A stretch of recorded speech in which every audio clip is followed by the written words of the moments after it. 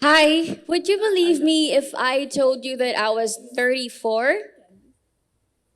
Anybody? Yeah? No? So you're telling me I'm a liar? Answer me. You're telling me I'm a liar? I'm just kidding. Let's watch this video. That's how. No! So now, you're making me look like a liar? So I'm a liar. So you're telling me I'm a liar. I'm a liar? I'm a liar. Answer me. I'm a liar.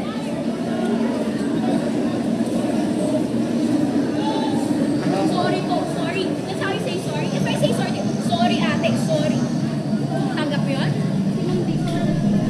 You really shouted at me. Ate, may pinag-aaralan akong tao. Ginanon mo ako, I'm just returning the favor. No, no, no. Alam mo paano mo ako tinanong? Paano mo ako tinanong? Sabi mo, ate, ano problema mo? Ay, oh my God, kuya, she's a liar. Oh my God, you're a freaking liar, miss. Ano sabi mo? Ano problema mo? Ano problema mo? Ano problema mo? I don't know if you know the girl in this video, but from what I can tell, I assume that you're all thinking she's a pretty bad person and who does she think she is, right? Well, if you don't know already, that girl was me. Hi, I am Paula Salvosa, a doting dog mom, a coffee person, a K-pop fan, an army to be specific, army, right? And a Korean food lover. But most people know me as the I'm a liar girl. Does it ring a bell yet? Okay, let me introduce you to Emma Liar, a girl created by the media after a video of her shouting or berating a lady guard at the LRT station went viral on the internet, not just in the Philippines, but apparently worldwide. Emma Liar this, Emma Liar me, whichever direction I turned to or I turned, I could never really escape that hideous word. My identifier. I was a meme.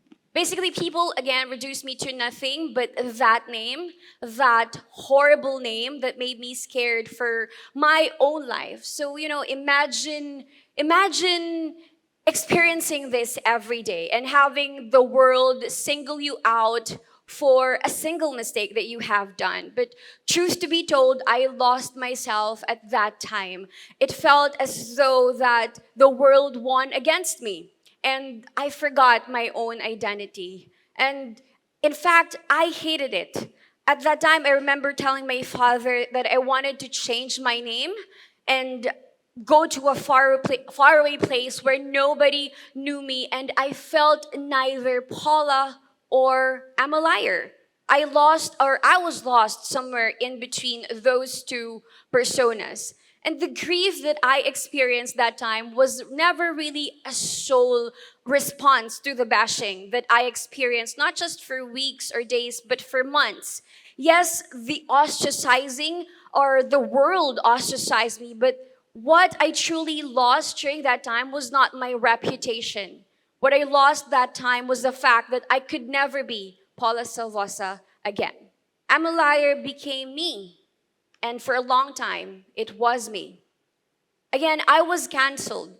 I was canceled long before even cancel culture was a thing. Now, cancel culture in our time is described as ostracizing a person through various platforms, whether it be social media or in person. But I was a victim of both. I was constantly confused between the line where Paula and I'm a liar ended. Was I really am a liar girl? Am I a liar? Maybe at one point I did become I'm a liar, and everyone was calling me that at all the time to a point where I started to wonder whether or if Paula ever even existed. I started also to doubt myself, slaving away and giving into thoughts, and it made me doubt myself. Maybe I was really a liar, or maybe I really am. I'm a liar. So as a result, I became more hostile, more aggressive, impatient, and selfish to my own selfish desires. Or labels, they have the power to do that, compelling someone to doubt themselves, to doubt their own identities. And at that point, the infamous label, "I'm a liar girl," became mine and mine alone. Everyone knew who I was, the "I'm a liar girl," who "I'm a liar" was. In that moment, we were one and the same. And I remember thinking, I'm a liar girl, and I'm a liar girl is me. And it was so hard to accept that identity. And to this day, I'm still critiqued. I'm still judged. And I'm still talked about. Because once many people have their eyes on you, you have haters, you have critiques, and people have all these preconceived notions about you. They have expectations, and they have brands and labels who they expected "I'm a liar" to be. It's one thing to dislike the person beside you, whether it be your family or friend. But it's another thing entirely to dislike yourself so much more, to a point that you'd like to leave yourself behind. And that's exactly how I felt. I remember desperately that I wanted to go to a faraway place where no one knows my name and never come back. Because at least no one knew me. And they wouldn't have any expectations or preconceived notions about me. And for a long time, I felt robbed of that. A life of normalcy, a life of peace where people just like me or dislike me for me. A life of Paula Salvosa blending into the crowd without "I'm a liar" smeared all over. It's so idealistic, to say the least. And so I knew it would be impossible to erase people's memories of that incident. So I made an active decision to heal myself.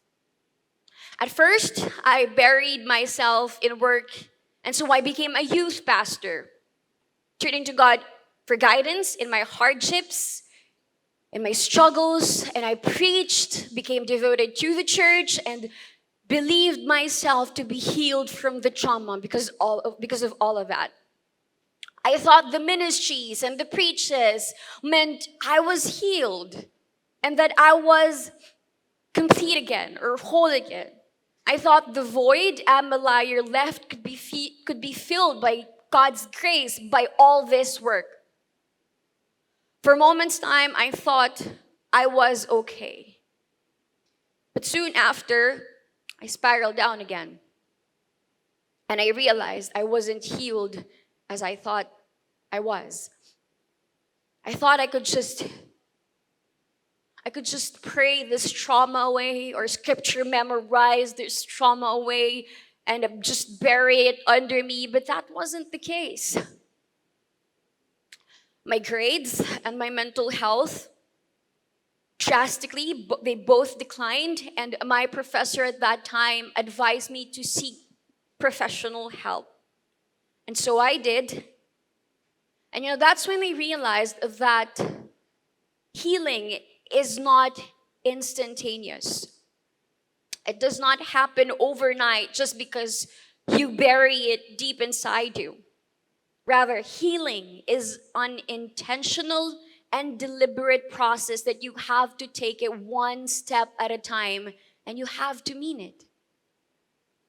You have to take every step of this way, waking up every day and deciding for yourself that you want to heal.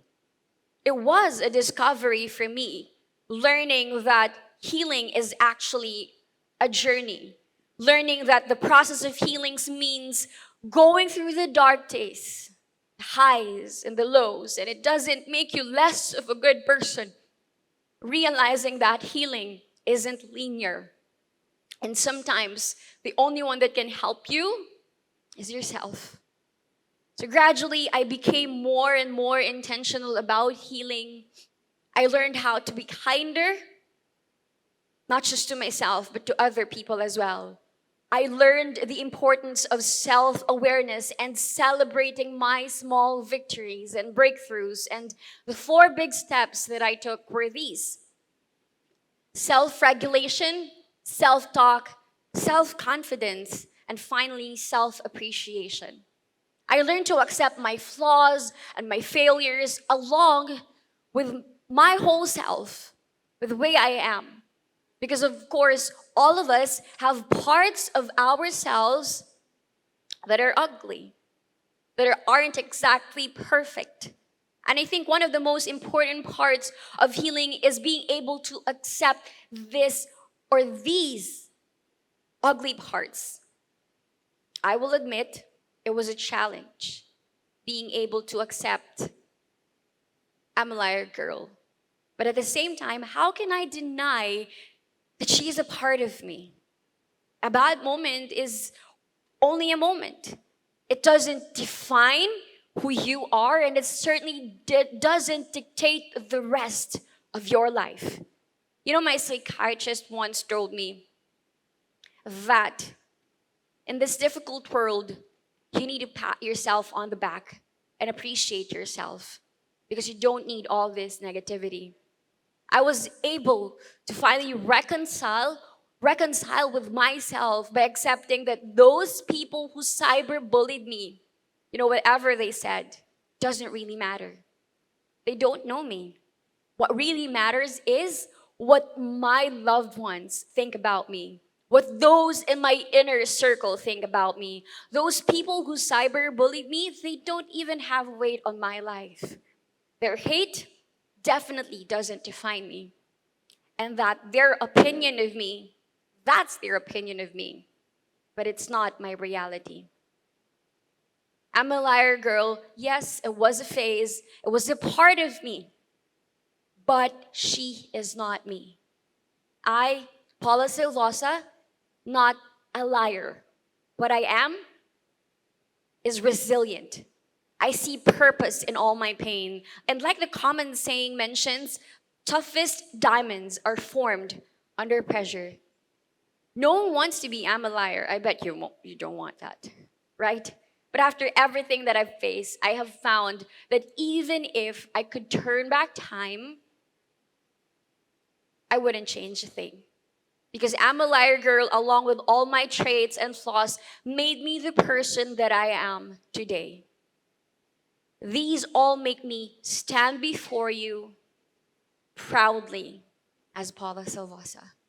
So, I don't know if any of you guys know, but that girl in the picture is me. And that's also me. I know that I've come a long way from the one so-called I'm a liar girl to the current Paula Salvosa.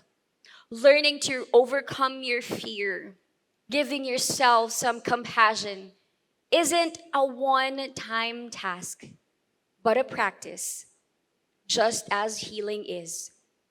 It's actually a lifelong journey, full of bumpy roads and ups and downs, but a path that you have to take to fully accept your highs and your lows, who you are as a person. And during this journey, I was able to reconnect with Paula Salvosa and reconcile with the fact that I'm a liar girl will always be a part of me. Not entirely, though. And that's through forgiving and accepting I'm a liar girl. I was able to disconnect from the hate, from the pressure, from the anger, from all the regrets that I had before. My relationship with myself has improved, and now I believe I'm stronger and happier than ever. So to all of you out there, please remember this. Your past does not define your future. We all make mistakes, and we all have our bad days. And just because you had one bad day, it doesn't make you a bad person. The way people define you doesn't actually matter unless that is how you see yourself. So though your bad day may not be caught on camera the way mine was or like mine was, I hope that you can have a little bit more of compassion with others and with yourself, of course. Don't judge someone based on one bad moment, and be more understanding. Because one bad moment doesn't define who you are, and neither should it define anyone else. And that concludes my TED Talk.